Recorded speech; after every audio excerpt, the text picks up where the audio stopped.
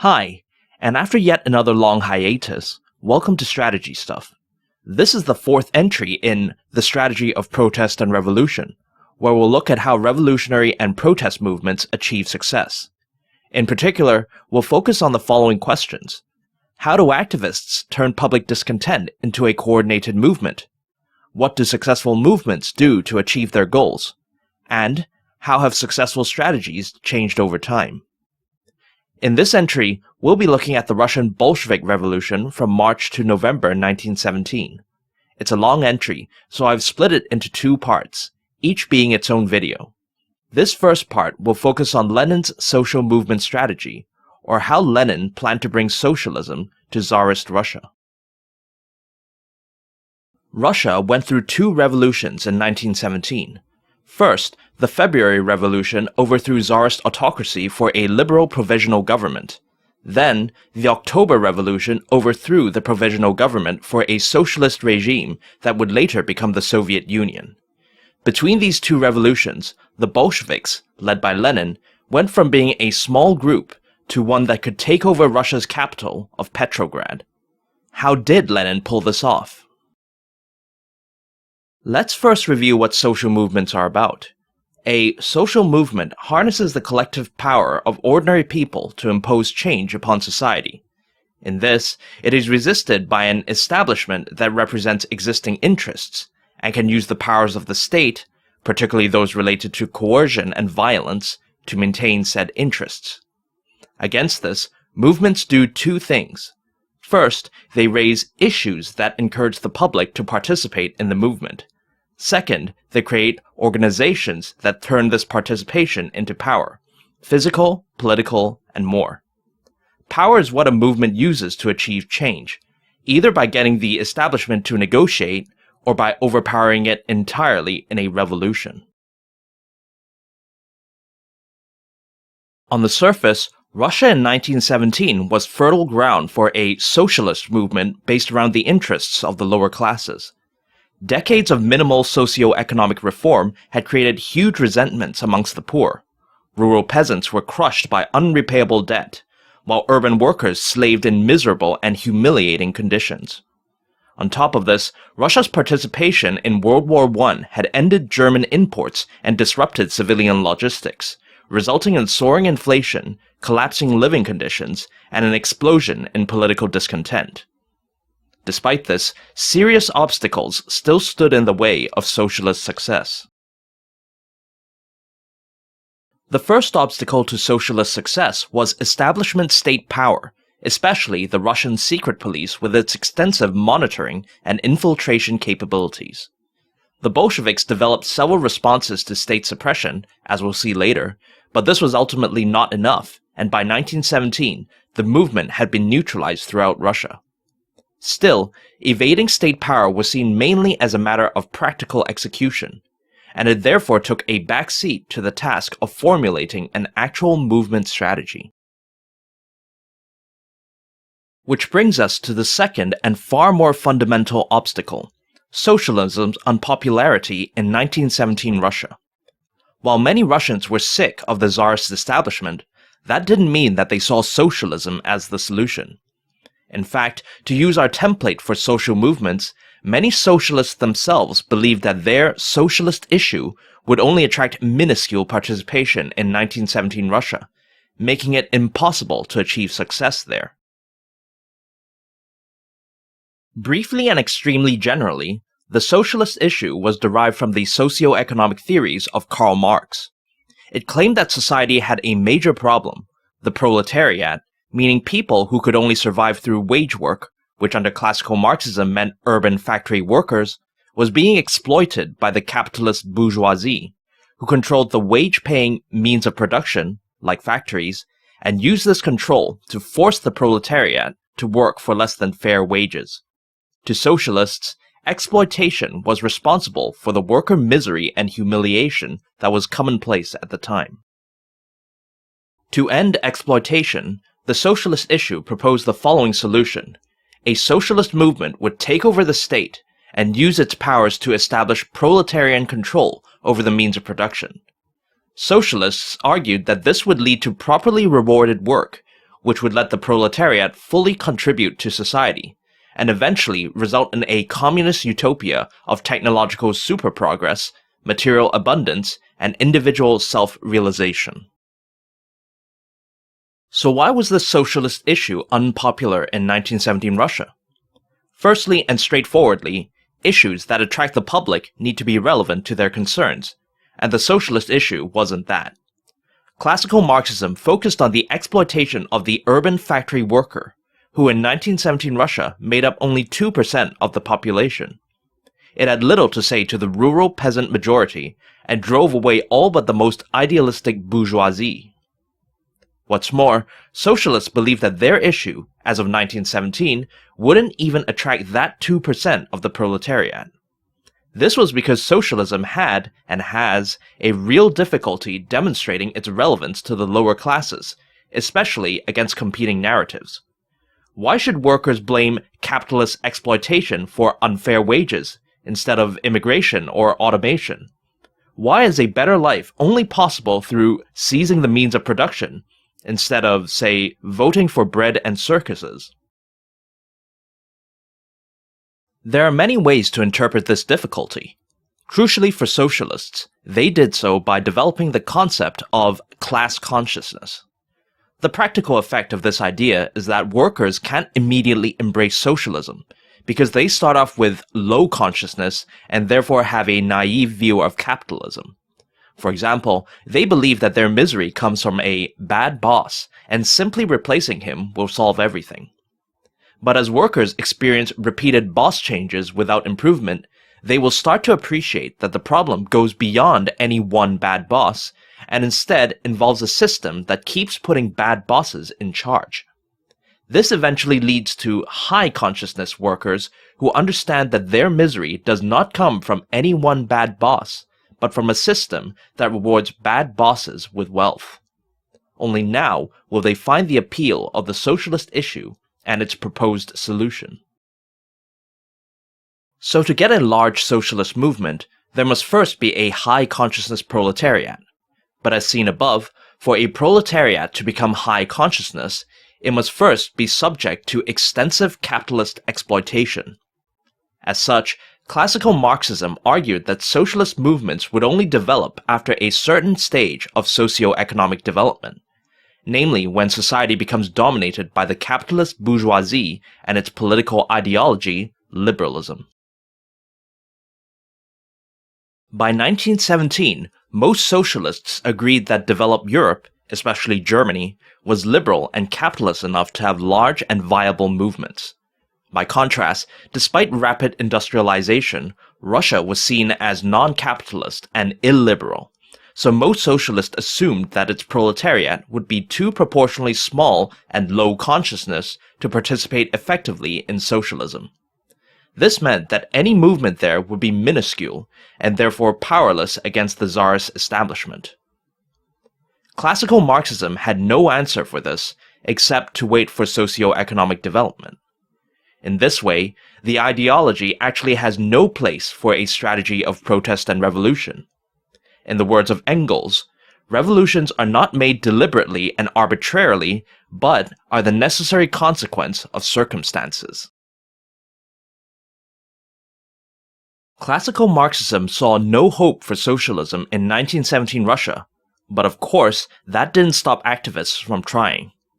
Ultimately, they coalesced into three main groups, each proposing a solution that would let a minuscule socialist movement overpower the Tsarist establishment. The first group was the Social Revolutionary Party, or SRs. Recognizing that most of Russia's population were peasants, the SRs proposed to bring them into the movement.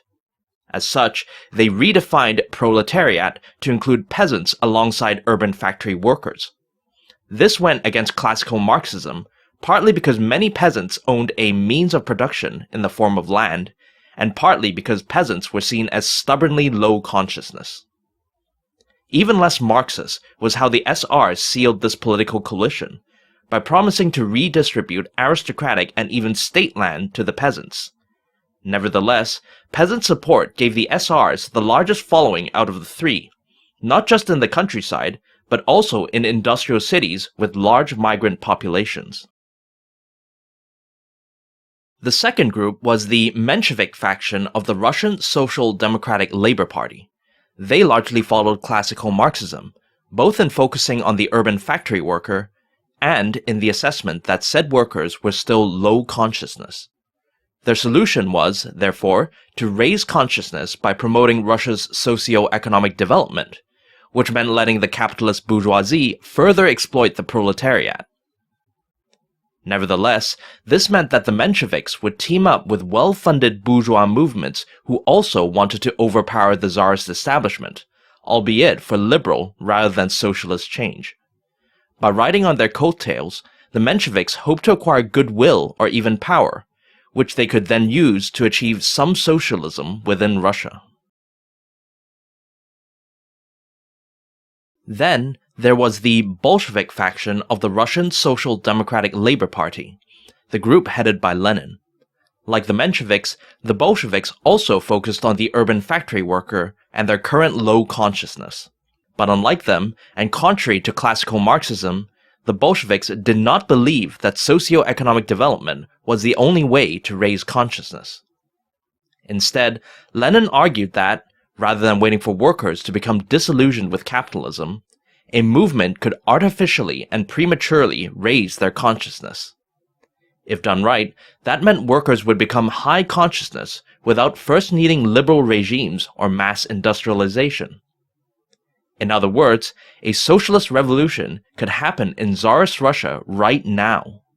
And in choosing this approach, Lenin would revolutionize movement strategy forever. At first glance, the Bolshevik proposal to artificially raise consciousness might seem like just another heretical interpretation of Marx. In fact, what they proposed was a completely different movement grand strategy. Earlier, we said that movement do two things: raise issues to promote public participation, and create organizations to convert participation into power. From this, we can derive three movement grand strategies: one focused purely on issues, one purely on organization, and one combining the two. For this entry, we'll be focusing on the first and third grand strategies. What the SRs and Mensheviks were doing was the issue-focused grand strategy, known as the spontaneous uprising. In it, a movement finds an issue so appealing to the public that they participate in droves, forming a sheer weight of numbers that overpowers establishment resistance. As the socialist issue was not attractive enough to do this in 1917 Russia, the SRs and Mensheviks had to partner with other movements to achieve the necessary size: the peasants for the SRs, the bourgeoisie for the Mensheviks. Such partnerships inevitably diluted the change that these socialists hoped to bring to society, but they felt they had no other choice. To an ideologue like Lenin, diluting socialism was abhorrent, and so copying the SR or Menshevik partnerships was a non-starter.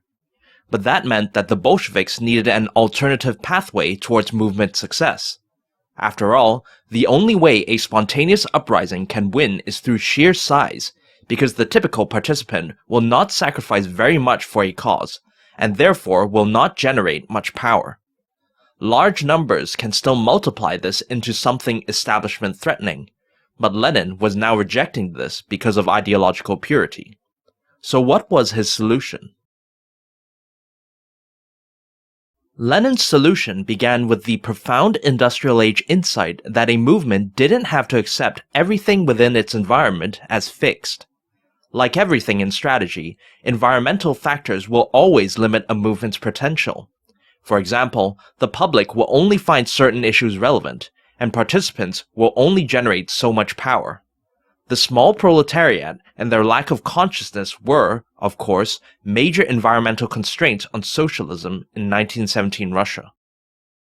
The SR and Menshevik strategies worked within these limits. The Bolsheviks, by contrast, believed that said limits could be manipulated, and that industrial technology made this task easier than ever before. For example, by manipulating information through propaganda, an issue can become relevant to participants who wouldn't have naturally cared before. Here, Lenin believed that he could manipulate consciousness growth within the Russian proletariat, and in so doing, prematurely mold them into exceptionally committed participants, ready to make the large sacrifices necessary for powerful actions, up to and including socialist revolution. If done right, the small Bolshevik movement would generate a power vastly larger than its size, freeing it from the need to partner with non-socialists in order to achieve success. To manipulate effectively, the Bolsheviks would need a level of coordination and effort higher than mere individual initiative, and so Lenin saw the need to organize participants in order to direct their actions. This conscious use of organization to manipulate the environment is a core theme of Lenin's strategy, but at the same time, Lenin still saw limits to its use, if only because organizations cost resources.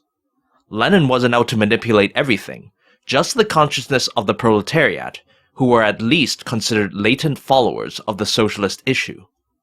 The Bolsheviks weren't trying to convert non-proletarians, nor were they actively organizing for a rebellion. The point was to raise proletarian consciousness to such an extent that they would see the need for revolution and carry it out themselves. Lenin's combination of organization and issue resulted in a new grand strategy, which this video series has called mass agitation. Under mass agitation, a movement uses organization to boost the power generated from existing participants, sometimes by coordinating or leading action, other times, as the Bolsheviks did here, by increasing their level of commitment. If done right, mass agitations can win without achieving large amounts of support. Not only can this be easier, but perhaps more importantly, it also allows a movement to maintain ideological purity. Next, we turn to how Lenin saw mass agitation working in practice.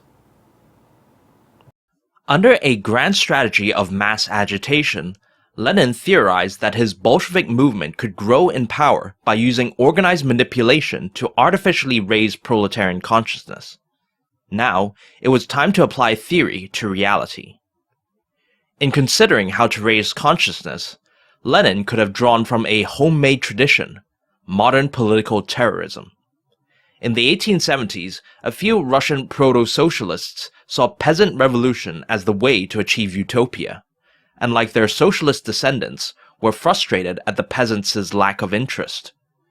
Similar to the logic of class consciousness, these proto-socialists believed that the peasants could be inspired into revolt, and so they launched terrorist attacks to provide that inspiration as well as practical guidance.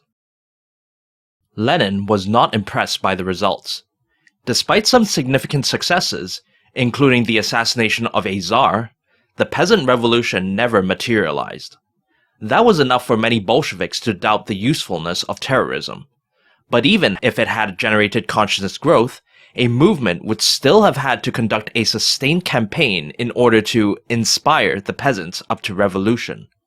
And this was near impossible, given that terrorism always triggered the full suppression of the Tsarist state. Instead, Lenin opted for a more low-key action that he expected would be less provocative and therefore more sustainable: agitation.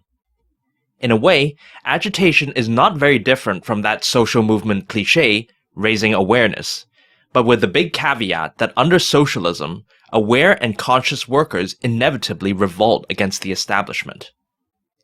Good agitation is largely indistinguishable from good propaganda, public relations, advertising, or anything else in the persuasive arts. Lenin advised activists to focus on kitchen table issues, seize the news cycle, establish emotional connections, and reinforce commitment by giving interested people entry-level tasks.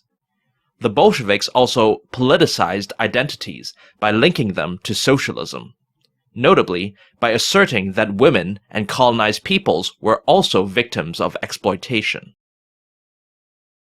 But ultimately, activists had to remember that the goal was not charity, but to get the proletariat to overpower the establishment. As an example, while it might have been a good idea to use child labor as an emotional example of capitalist exploitation, the correct agitative response was probably not to promise a quick fix within the capitalist system, but instead to stress that only under socialism could child labor truly be fixed. Agitation was to be conducted using existing methods, primarily face-to-face conversations and newspapers, several which Lenin founded. Through them, the Bolsheviks hoped to manipulate information in such a way as to awaken the Russian worker to the true nature of capitalist exploitation, thereby creating the high consciousness proletariat required for movement victory. But as mentioned earlier, in order for the Bolsheviks to agitate effectively, they first had to be organized properly, which is what Lenin now focused his attention on.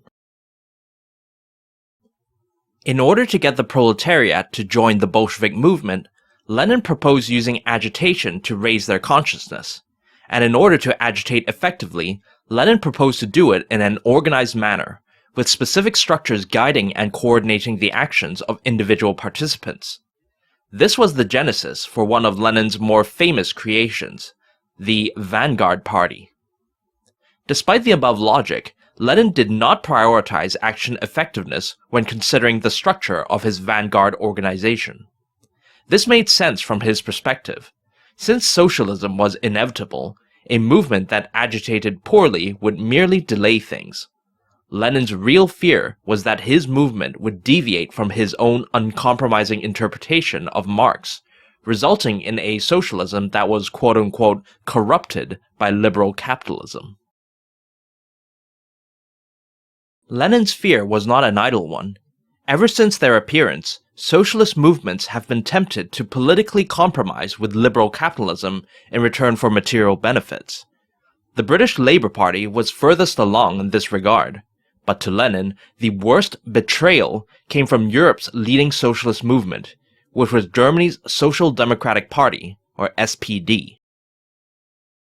Briefly summarizing, in the early 1900s, the SPD was made up of two halves, the movement activists in the political party and the actual proletariat in the trade unions.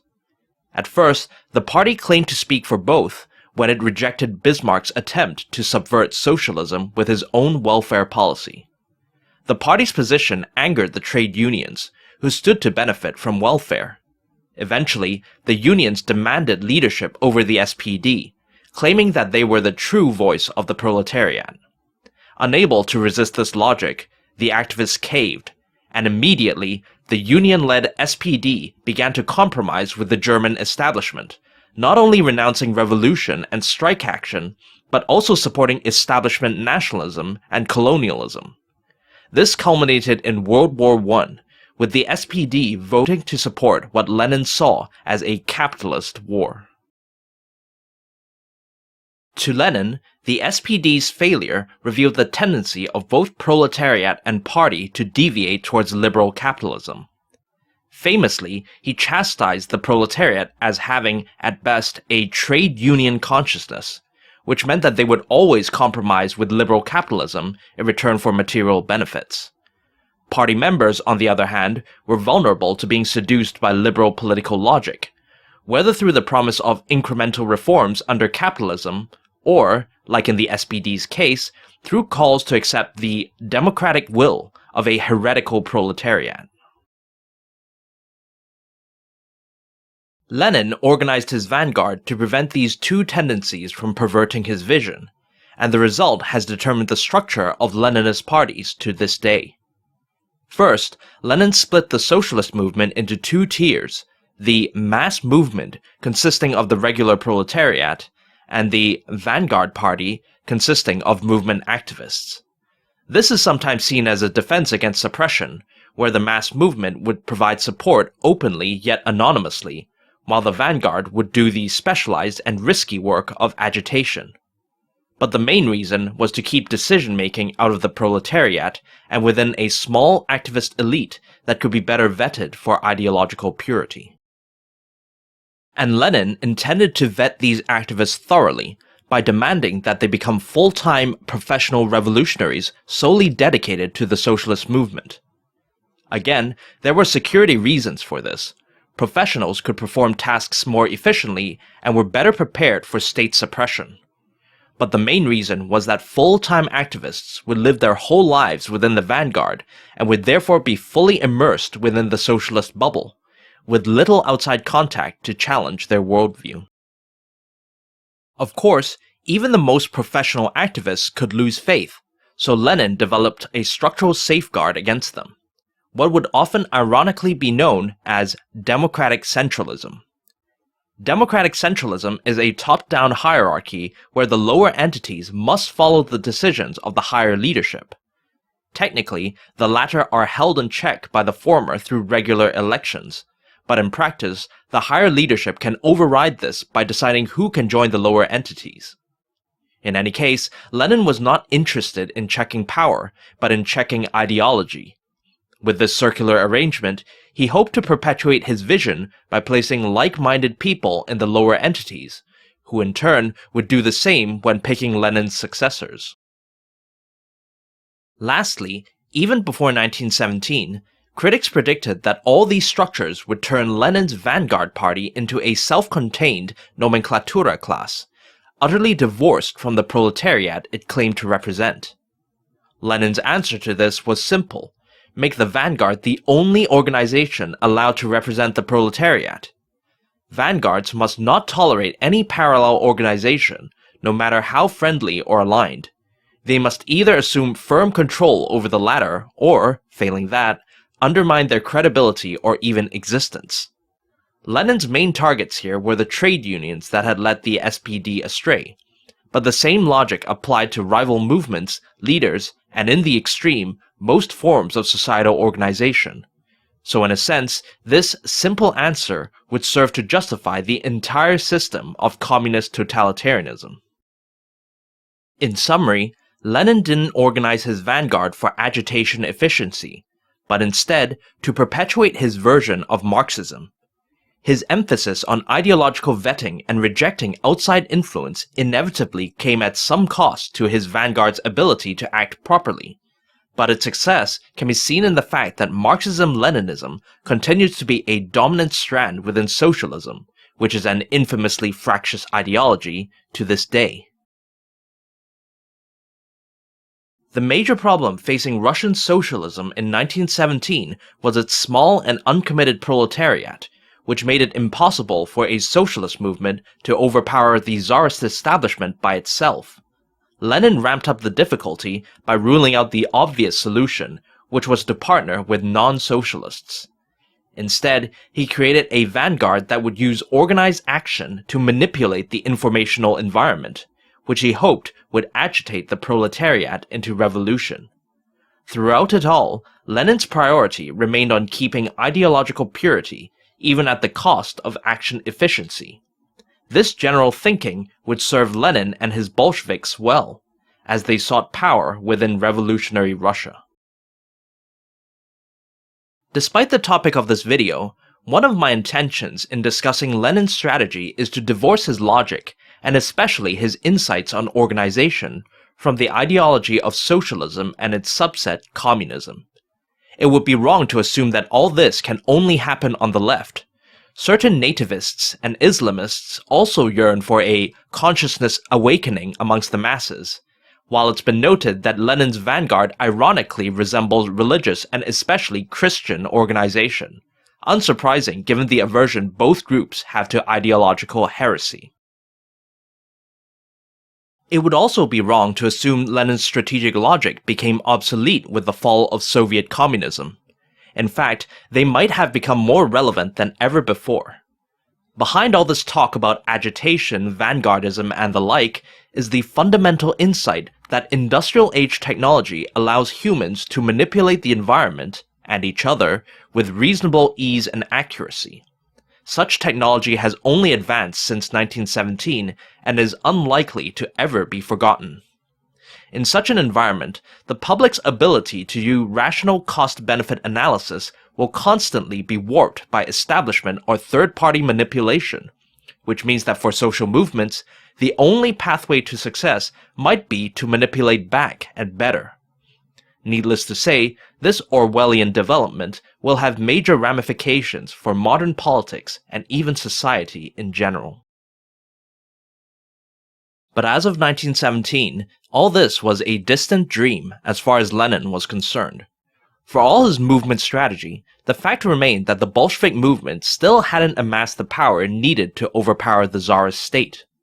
For now, Lenin could only focus on mundane tasks, such as finding funding for his Vanguard organization, mostly idealistic donations, Stalin's bank robberies, and, rumor has it, German gold. There was nothing else to do but wait and hope for something to happen. This is the second part of the fourth entry in The Strategy of Protest and Revolution, which will focus on the actual progress of the Russian Revolution and how the Bolshevik movement ultimately emerged victorious in this multi-layered contest.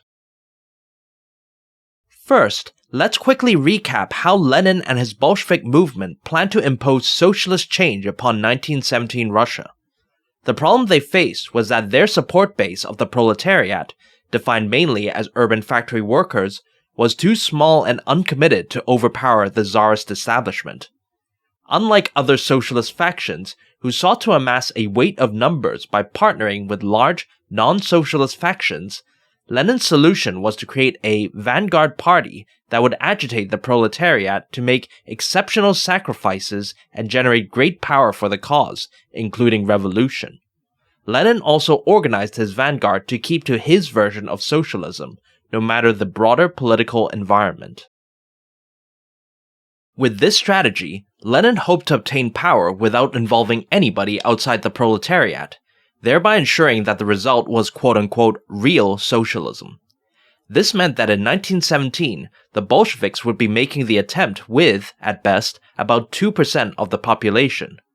But in their defense, much of this 2% was strategically concentrated in the big cities, particularly the capital of Petrograd, giving them a disproportionate power against the establishment. Lenin also tried to expand his support base by heretically declaring that poor peasants were also part of the proletariat, but this was of limited effect as the Bolsheviks had little presence within Russia's peasantry anyway. Despite Lenin's efforts, the Bolsheviks enjoyed only limited success before 1917.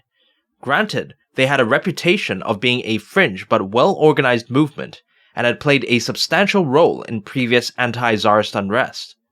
But the establishment ultimately suppressed them by deploying large amounts of state power, particularly the secret police. By 1917, most Bolshevik leaders were either in foreign or Siberian exile, with Lenin unable to contact anyone within Russia for months at a time. 2 members of the Bolshevik leadership were even found to be Tsarist agents. It was within this context that Lenin saw Russia's participation in World War I as a window of opportunity. While war patriotism temporarily reduced proletarian support for the Bolsheviks, war also distracted and weakened the suppressive powers of the Tsarist state. The bar for a socialist takeover therefore began to lower. In the meantime, Lenin would observe and wait for the right moment to strike. By 1917, the Tsarist establishment was teetering on the brink, discredited by mismanagement at home and on the battlefield. The Germans were deep within Russian territory, prices had doubled since the war, bread was being rationed, and 100 Petrograd factories were illegally striking. A serious conspiracy to remove the Tsar was underway, and both secret police and foreign allies braced themselves, in the latter case not entirely unhappily, for imminent political change. All this, however, was lost on the few socialist leaders still free within Russia, who continued to believe that the populace would back their Tsar. So when anti-Tsarist demonstrations began to erupt in force, the local Bolshevik leadership in Petrograd banned its members from joining. The latter went anyway. By early March, Petrograd was being rocked by protests of up to 200,000 people. The government sent in the Cossacks to suppress them, but the troops instead joined the demonstrators. Even now, the Petrograd Bolsheviks continued to tell their members to stand down, fearing that the discontent was merely an urban affair and that the peasants, especially those serving in nearby armies, weren't sympathetic. This was a valid worry, but within days, even Petrograd's elite guards division had defected, bringing with them full control over Russia's capital. Too demoralized to resist, the Tsar abdicated and the Czarist establishment collapsed. With no more opposition, the socialist movement had an opportunity to seize the state and impose socialism upon Russia.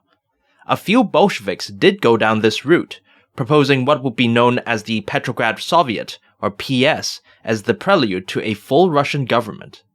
But they remained fringe voices and were soon drowned out by the two significantly larger factions that dominated the PS, the Mensheviks and the Social Revolutionaries, or SRs. As mentioned, these two factions had a different strategy for movement success than the Bolsheviks. While the latter sought victory by cultivating a small but extraordinarily committed proletarian base, the Mensheviks and SRs aimed to win by gaining mass support. And since it was impossible to achieve mass support solely off the 2% of Russians in the proletariat, both factions partnered with non-proletarian movements, the wealthy bourgeois capitalists for the Mensheviks, the vast peasantry for the SRs. In making such deals, both factions accepted that their non-proletarian partners would be the ones with most of the power. Therefore, it was the latter's agenda who would be enacted. As such, the Mensheviks in particular allowed the bourgeois movement to assume control of the Russian state, resulting in the Liberal Provisional Government, or PG, that would govern Russia until a post-war constitutional settlement was reached. The PS would retain some authority over the proletariat, but otherwise it was happy to let the bourgeoisie impose liberal capitalism over Russian society. All this was in line with classical Marxist theory, which saw 1917 Russia as ripe for liberal, not socialist revolution. The February Revolution is an example of what this video series has called a spontaneous uprising grand strategy, where a movement uses a hot-button issue to rally the public, create a weight of numbers, and then overpower the establishment. This is what the Mensheviks hoped to achieve when they compromised on their socialism and pivoted towards the issue of anti-Tsarism, which allowed them to establish a common front with the bourgeoisie. On the one hand, this move achieved results that would have been impossible with Menshevik or SR strength alone. On the other, it also conceded the future of Russia to the bourgeoisie and to liberalism. To Lenin, the February Revolution confirmed all his fears regarding the future of socialism under such a spontaneous uprising. Because the Mensheviks and SRs were not interested in organizing the proletariat, they were ultimately put in a position where their only path to victory lay in enlisting non-proletarian movements and diluting socialism in the process. In particular, their lack of organization left them defenseless before the ideological manipulation of the bourgeoisie, causing both socialist activists and proletariat to underestimate their own potential, while inflating the bourgeoisie's financial and political power. The outcome reconfirmed the importance of sticking with Bolshevik strategy. It's important to emphasize that the Bolsheviks saw socialist failure as being both the fault of the leadership and the proletariat. It was the Mensheviks and SRs within the PS, of course, that chose to hand power over to the PG, but the proletariat also did not resist their decision. This insight is important because, in the wake of the February Revolution, the Russian proletariat also achieved an independent power. Left to their own devices during the chaos, many within the proletariat began to manage their environment by organizing into autonomous groups or Soviets. At their peak, the number of Soviets was prodigious. A worker could simultaneously belong to a borough Soviet, a factory Soviet, a small district union, and a larger trade union, not to mention the overarching Petrograd and all Russian Soviets. Soldiers, sailors, and peasants also had their own separate web of Soviets. Despite the later Bolshevik appropriation of the name, the ideological content of these Soviets was initially very low, being comprised of people who, at best, had minimal contact with Marxism. They elected people based not on politics, but on popularity and prestige, and they believed initially not in class struggle, but in nation and religion. In Lenin's eyes, this made them part of a low-consciousness proletariat, wholly uncommitted to socialism and highly susceptible to liberal capitalist influence. For his vision to succeed, they, and their Soviets, also had to be brought under the Bolshevik heel. Lenin characterized the period between the February and October revolutions as one of dual power, with both the liberal PG and the Menshevik PS being establishments that shared control over the Russian state. This characterization is propaganda, for it implied that the proletariat would necessarily follow the direction of whoever controlled the PS. In fact, the situation in 1917 Russia is better described as triple power, where independent Soviets had the power to resist any diktat locally, whether from the PG or PS. For the Bolsheviks to fully impose their views upon Russian society, it wasn't enough to merely overpower the socialist establishment, take over the PS, and then use it to overpower the liberal establishment of the PG. They also needed to overpower the inclinations of the local Soviets to forge their own path, and ultimately extinguish their independence and bring them under Bolshevik rule. In the quest to overpower the triple powers of the PS, PG, and the local Soviets, Lenin's Bolsheviks started out with several advantages. The first was the total disappearance of Tsarist suppression which, as one of the more targeted movements, the Bolsheviks disproportionately benefited from. Secondly, Lenin's Vanguard strategy gave the Bolsheviks a clear blueprint for success, allowing them to clearly identify targets and objectives and not be blinded by idealism. This was more than could be said for other movements, and especially the other socialist factions. In any case, the post-February environment had everybody scrambling to reorient themselves. With Lenin still in Switzerland, the Bolsheviks were initially led by the returning Siberian exiles, chief amongst them Stalin. Stalin correctly saw the new circumstances as a huge window of opportunity and focused on keeping it open for as long as possible, in order to give the Bolsheviks all the time they needed to implement their strategy. That meant two things. Firstly, ensuring that the PG wouldn't restart suppression, and secondly, ensuring that the Bolsheviks could conduct the action that they wanted. To achieve this, Stalin came up with a paradoxical solution. Using the liberated socialist press, he called on the Bolsheviks to support the PG and establish full freedom over Russia, which, to Stalin and Lenin, meant abolishing the Tsarist secret police, army, and even bureaucracy, while giving urban workers full rights to act and organize, or rather, to be acted on and organized by the Bolsheviks. But when it came to actually conducting Bolshevik action, Stalin made decisions that would haunt him for the rest of his career. Seeking to grow the Bolsheviks as quickly as possible, Stalin adjusted Bolshevik issues to better align with worker sentiments. Most notably, he followed the renewed patriotic mood and justified Russia's continued participation in World War I, despite Lenin's denunciation of that war as capitalist. He also rejected Lenin's call to nationalize agricultural land, fearing that this would unleash rural chaos and exacerbate urban food shortages. In Stalin's defense, most of his comrades shared his views, but it didn't matter, because when Lenin returned to Petrograd in early April, he immediately insisted that the Bolsheviks return to ideological purity.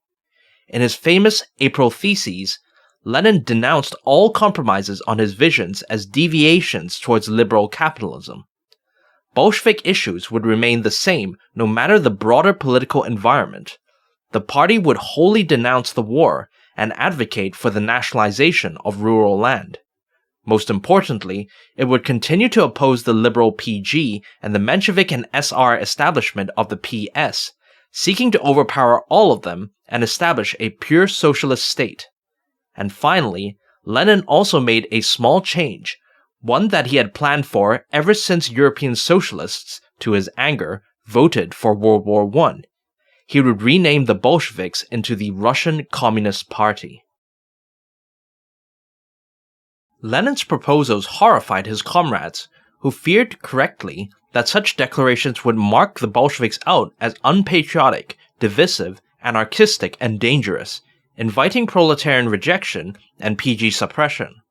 But behind Lenin's seeming madness lay a particularly sharp method.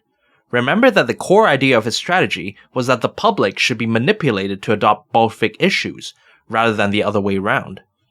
Agitation had been his proposed way of achieving this, but that consumed scarce resources and was best reserved for specific targets. Lenin now proposed another method that could shift the general proletariat towards the Bolsheviks: chaos. Under classical Marxism, liberal capitalist rule will inevitably fail to improve proletarian lives, and once the latter recognizes this, they will inevitably be driven towards revolutionary socialism. Marx intended this process to be a gradual one, but Lenin, as usual, proposed to accelerate it through organized action.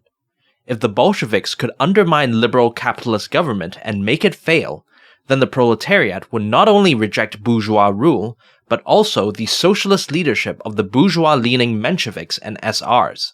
The Bolsheviks would seize both the PS and the PG almost overnight. So by April 1917, the general Bolshevik strategy for overcoming triple power was largely confirmed, and was encapsulated in their primary slogan, "All power to the Soviets."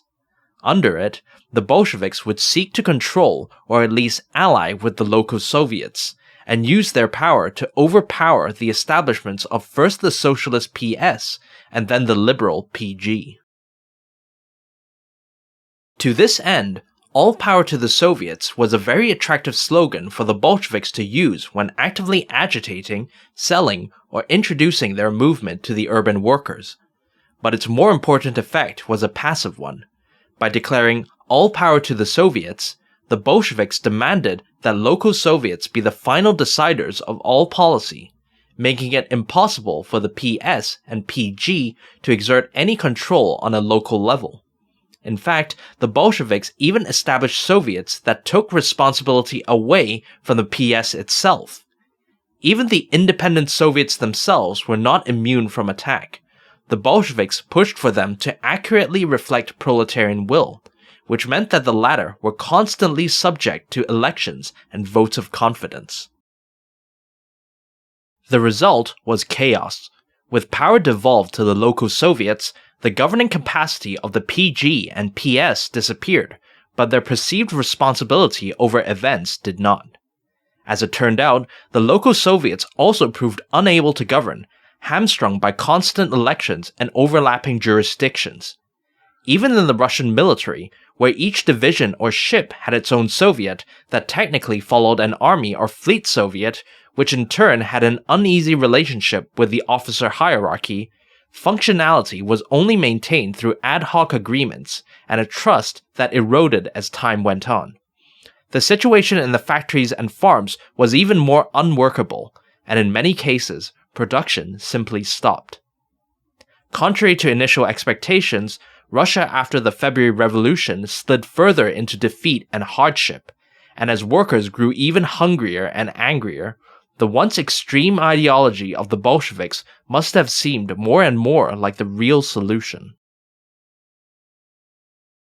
The Bolsheviks now had a general strategy, to use the slogan of "all power to the Soviets" to undermine both the PS and PG establishments, creating chaos that would drive both the proletariat and the local Soviets to follow the Bolshevik goal of socialist revolution. Before 1917, Lenin envisaged the result to be a great uprising, with the elemental destructive force of the entire proletariat sweeping everything away.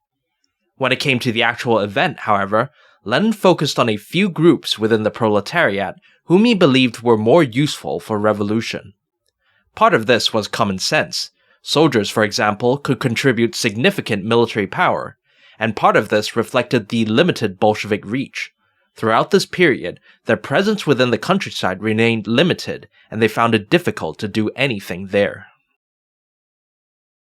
Bolshevik action occurred amid the general backdrop of rising proletarian support, as the movement introduced itself to workers and Russia's chaos deepened. Between February and April, the movement grew from about 3,000 participants to 80,000. Impressive numbers, but this was out of a total worker population of 3 million, and by this time, there really was no cost to becoming a Bolshevik. so Lenin's ideas were distinctly a minority view still, as he himself recognized in his April theses. The way these participants were distributed already reflected Bolshevik priorities for revolution. Unlike the Mensheviks and SRs who drew significantly from light industries like textiles, the Bolsheviks focused especially on heavy industry like steel, coal, and transport. These were large-scale and frankly masculine industries that could provide the mass strength needed for an uprising. They were also concentrated in strategic points within the Russian Empire: the Urals, the Donbass, Moscow, and above all, the capital, Petrograd. This put key economic and political targets within striking distance of Bolshevik power. The Bolsheviks took advantage of the lenient post-February environment to organize these participants in a way that would generate military power. The most notable attempt would be the 30,000-strong militia of the Red Guards, but they were a PS initiative, and therefore at this stage controlled by the socialist establishment. Lenin got around this by, yet again, getting Bolshevik-aligned Soviets to establish their own parallel institution of worker or factory militias, which would only answer to him. That said, the best sources of military power obviously came from the military Soviets, and so the Bolsheviks prioritized resources on them. Two groups in particular were of crucial use in seizing Petrograd. First were the peasant soldier Soviets within the armies of the Northern Front, currently holding off the Germans in Latvia. Given the Bolshevik weakness with peasants and patriotism, controlling them was more of a stretch goal than a realistic prospect as of early 1917. Second and more realistically were the sailors of the Baltic Fleet, who due to the technical nature of their work were more educated and therefore felt more oppressed by the Tsarist system. Some of the bloodiest confrontations of the February Revolution happened there, as sailors took advantage to exact violent revenge on unpopular officers. Sailor Soviets of course contributed less land power than soldier ones, but it was better than nothing, and so right off the bat, Lenin sent his most experienced activist cadres to their bases in Finland, Estonia, and especially the naval fortress of Kronstadt. Within a month of its inception, Bolshevik strategy began to bear fruit, as the proletariat began to complain that nothing had really improved or even changed since the February Revolution. In late April, the liberal PG tactlessly revealed that Russia's goals in World War I remained imperialist. The resulting blowback led to a new round of proletarian protests, strikes, and army mutinies. To calm things down, the Mensheviks and SRs agreed to bolster the PG by joining it. This was an unwise decision that made them responsible for nothing except the accelerating economic crisis, as factories shut down and peasants seized land. It also made them responsible for the futile attempts by the PG to re-establish control, including reinforcing property rights in the face of proletarian seizures, new censorship and anti-strike regulations, and the attempted punishment of mutineers. The cluelessness of the Mensheviks and SRs extended to their own socialist movement, as they idealistically followed Bolshevik calls to cede power to local Soviets, instead of reinforcing their authority over them. A major opportunity was lost in June, when the need to coordinate the Soviets on a national scale led to the creation of multiple Soviet federations, most notably the All-Russian Congress of Soviets. However, the actual control exerted by these institutions proved to be very limited because subordinate Soviets were still allowed to decide and act in whatever way they saw fit. As a result, these federations did little to stem the rising Bolshevik tide, and in fact accelerated it, as the election of federation delegates created another opportunity for the Bolsheviks to assume leadership over Soviets. To be fair, the Bolsheviks also made their share of mistakes, mostly due to rash and premature action. To be sure, Lenin ultimately wanted to overthrow the PG, but he also didn't want to provoke it before the Bolsheviks had fully built up their power, especially within the military. In this context, the rash actions of radical sailors, especially at Kronstadt, was a constant thorn in his side. This began in May, when the fortress declared that they would no longer obey the PG. This led to universal condemnation, and Lenin was forced to publicly disavow the actions of his own activists there.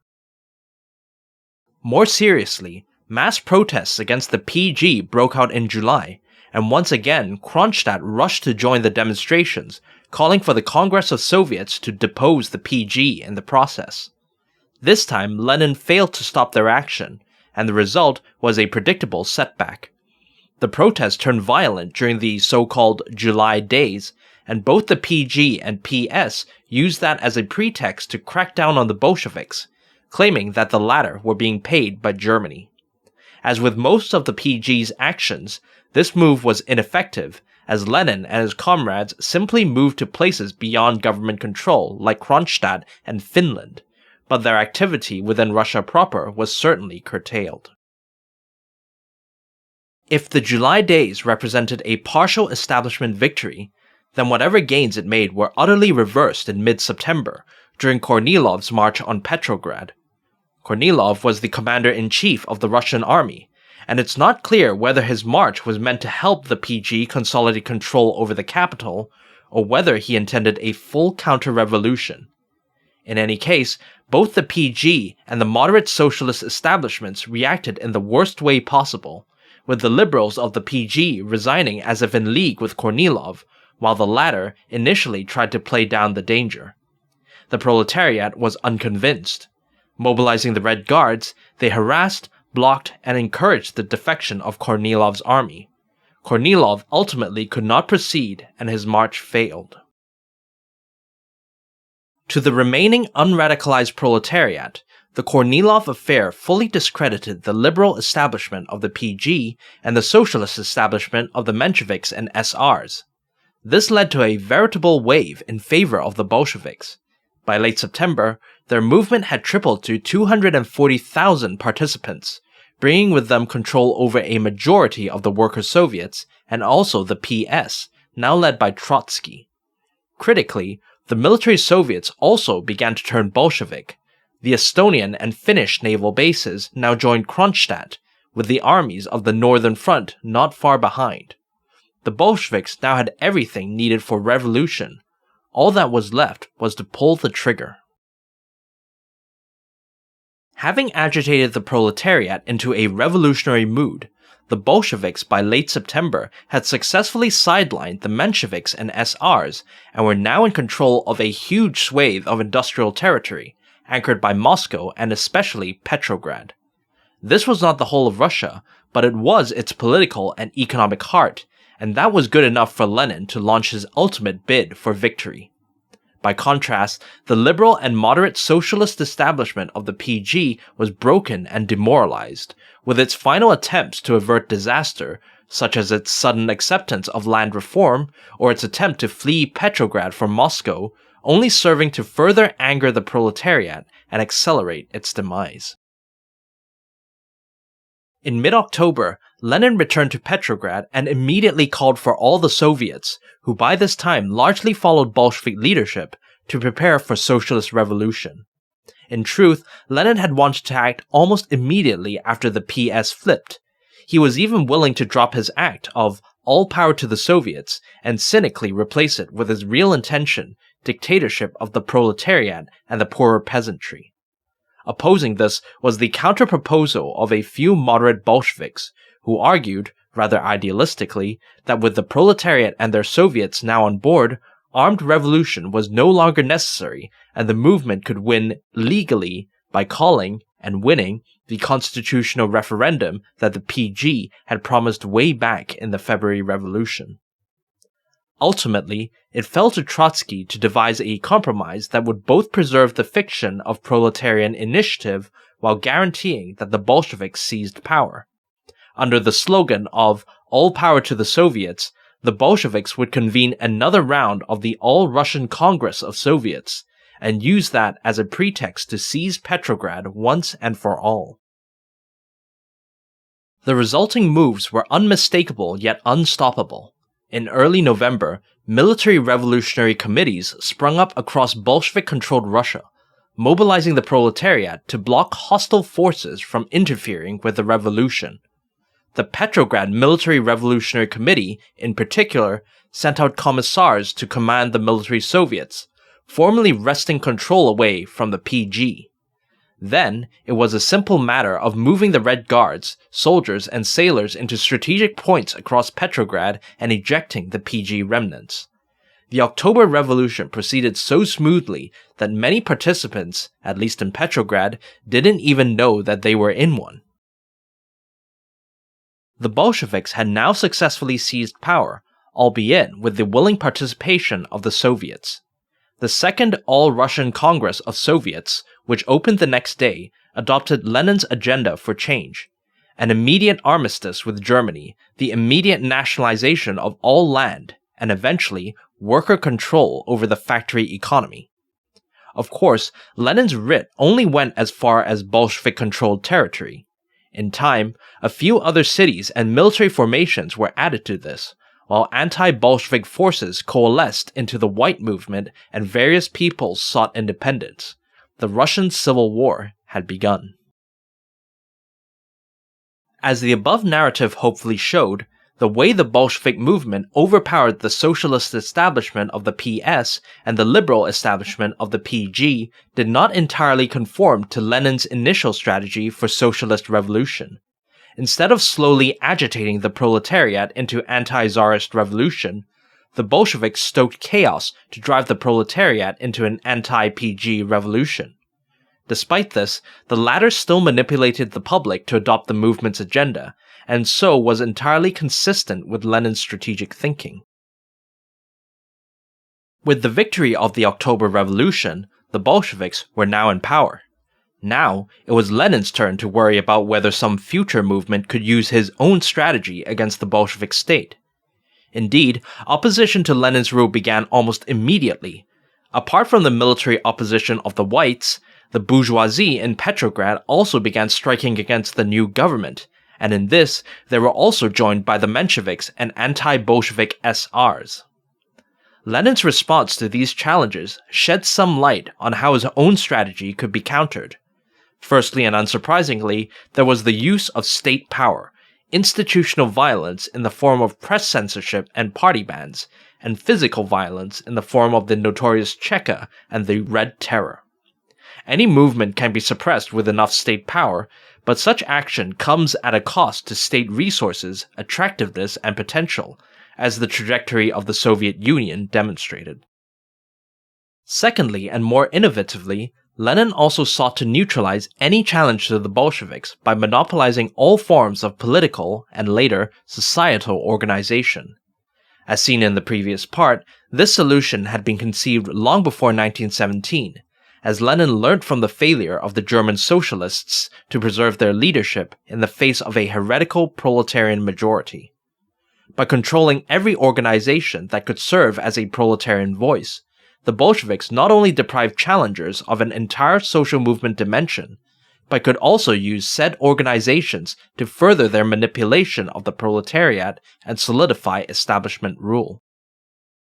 Starting in 1918, Lenin and especially Trotsky applied this solution in practice, and in doing so demolished the last of the triple powers that could resist the Bolsheviks, which were the independent Soviets themselves. Under the constitution of the new Russian Soviet Republic, the Soviets would still be elected, but the central government had political and financial control over them, and so could essentially veto anything they did. Further controls were imposed during the Russian Civil War, as Trotsky's policy of militarization of labor saw the re-establishment of factory hierarchies, which in turn were subordinated to the party.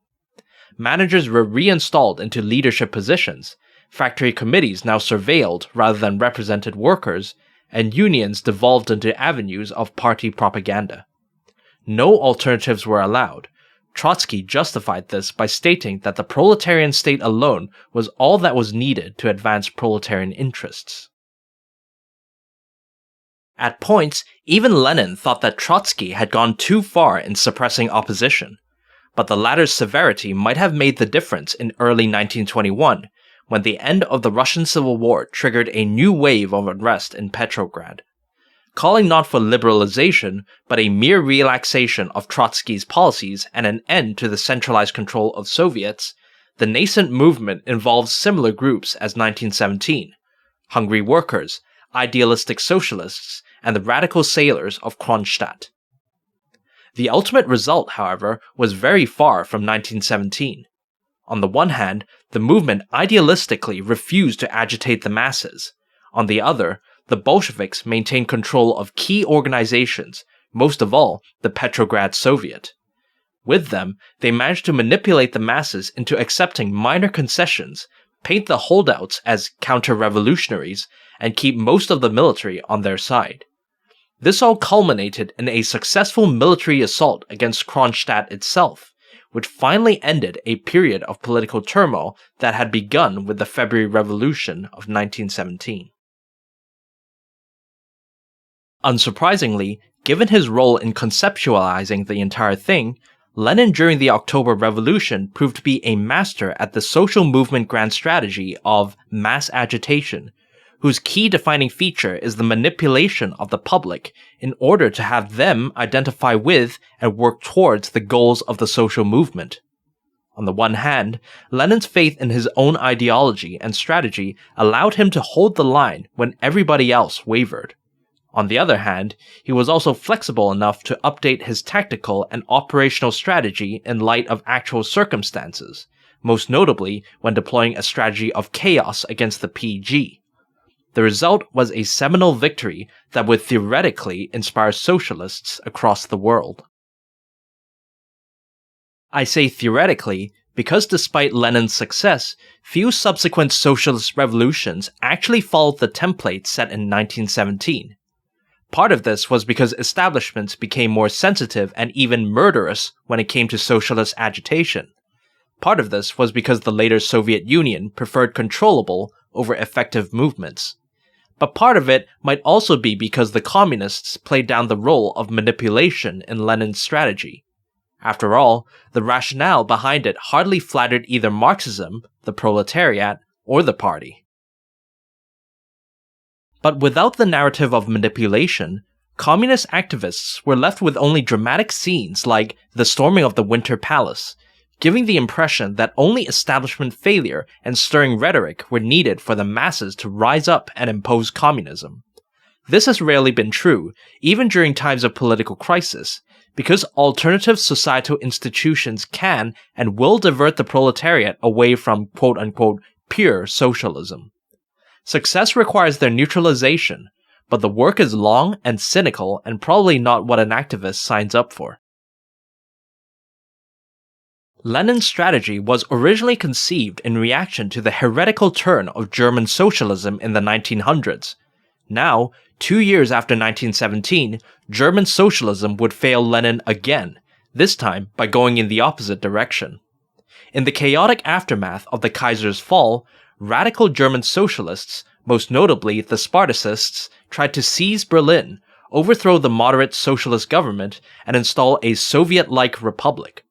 Their lust for action meant that they, unlike Lenin, barely manipulated the proletariat.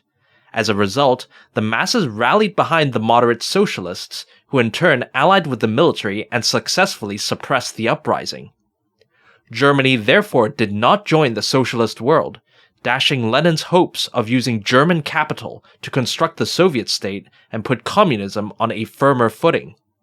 So in a sense, Lenin's strategy, both in its presence and absence, would determine both the rise and eventual fall of Soviet communism. Thanks for watching the video, especially after this hiatus, and please give a like and subscribe. If you have any questions, I'll be happy to answer them in the comments section.